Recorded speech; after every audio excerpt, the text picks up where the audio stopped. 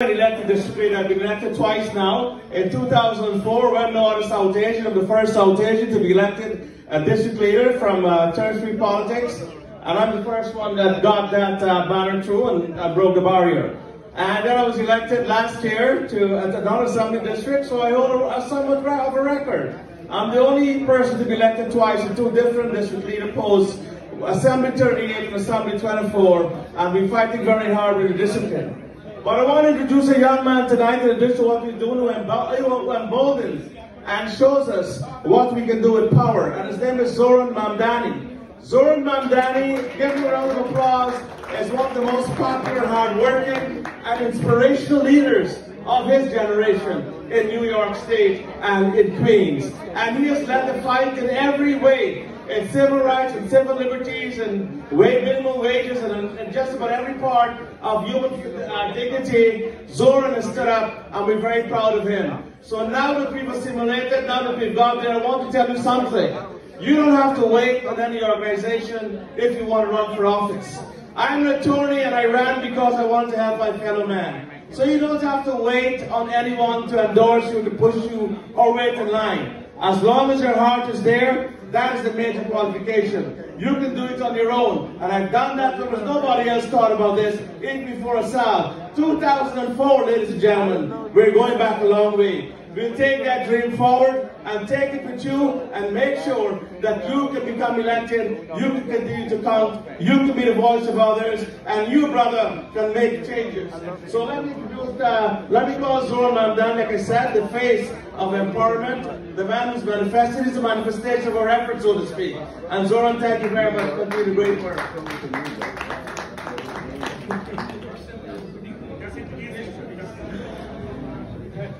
Assalamualaikum everyone. Namaskar. Kemonaso Tashidele. My name is Zoran Mamdani. I don't think I can live up to the words that have just been said about me. But I am the assembly member for the 36th district in Astoria in Northwest Queens. I am proud to be the first South Asian man elected to the New York State Assembly. And thank you. But I will always know that pride, that possibility is only possible because of the people who came before me, the people like the ones right here on the stage, people who are right here in this hall. ASAAL has been organizing for longer than I even knew what the New York State Assembly was.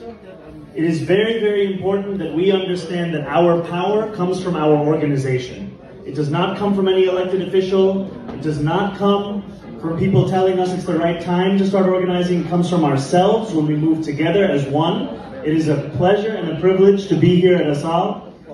I just want to say a few things before I hand it over to my far more decorated and respected colleague, Karines Reyes.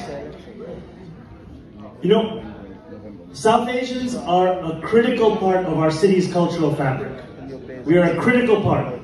Many people know who we are, many people know of our community, but we have not had representation in our chambers of power. And the consequences of not having that representation is that issues that disproportionately impact our communities have been left at the margins. They've been left aside. I moved to this city when I was 7 years old. And in the more than 20 years that I have been a New Yorker, the plight of New York City cab drivers is one that I have known well. Because to be South Asian in New York City is to understand that that is an industry that South Asians drive. 40% of New York City cab drivers are of South Asian origin. First nation of origin, Bangladesh. Pakistan. Yes, we can have a round of applause for Bangladesh. Then Pakistan, India. Our brothers and sisters from the Dominican Republic, Puerto Rico, Guyana. There's so many different places where our cab drivers come from, but we know that it's a critical part of the South Asian experience. And for decades we saw as those issues were ignored. And I am so proud to tell you that after decades of organizing, decades from the New York Taxi Workers Alliance led by the intrepid Baldeo Desai, that we have come to a place where we have secured more than $300 million in debt relief. $300 million. And there will be many people who will try and tell you the story of that relief is one of one mayor or another mayor who took kindness and pity upon our community. But the truth is that South Asians organized for that victory. We organized for that victory, and it should never be forgotten. In February, Bill de Blasio came up to Albany and said he had a relief plan for South Asian drivers. It was insufficient, and we told him that. We organized for months, spent 45 days consecutively outside of City Hall with rallies and press conferences. We got arrested outside of City Hall. And then I, along with many others, drivers and allies as well, went on a 15-day hunger strike. And on the 15th day, on November 3rd of 2021, the mayor came outside to an agreement with the union. And I tell this story because we must understand that as many politicians come to these stages and as many politicians tell us that they love the South Asian community, we want to see that love in action. We want to see that love in policy. We want to see that love in dollars distributed to our community members. And we have secured more than $300 million that they said they could never get to our communities. Whoa. And we did that because we did not take no for an answer.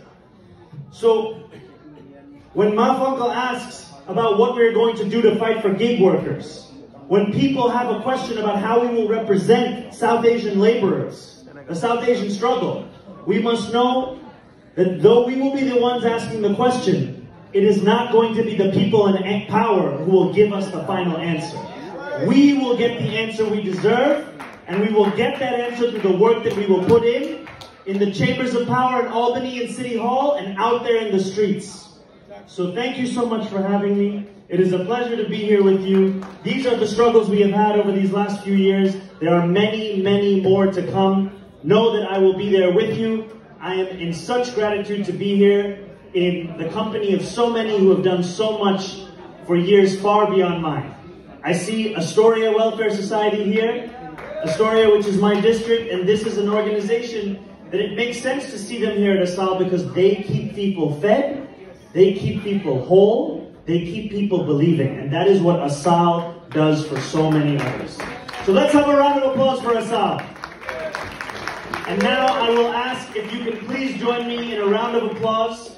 First, in our hopes that Morocco wins the semifinals on Wednesday.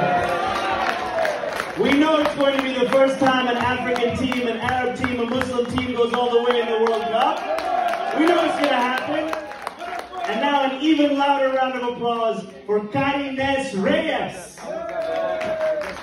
Come on up. Karines is a dear friend, but more importantly, Karines is someone I look to when I want to understand how do we win for working people in Albany, and how do we make sure that our principles make power bend. Karines does that work.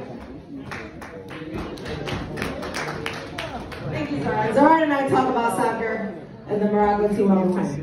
We were very happy yesterday.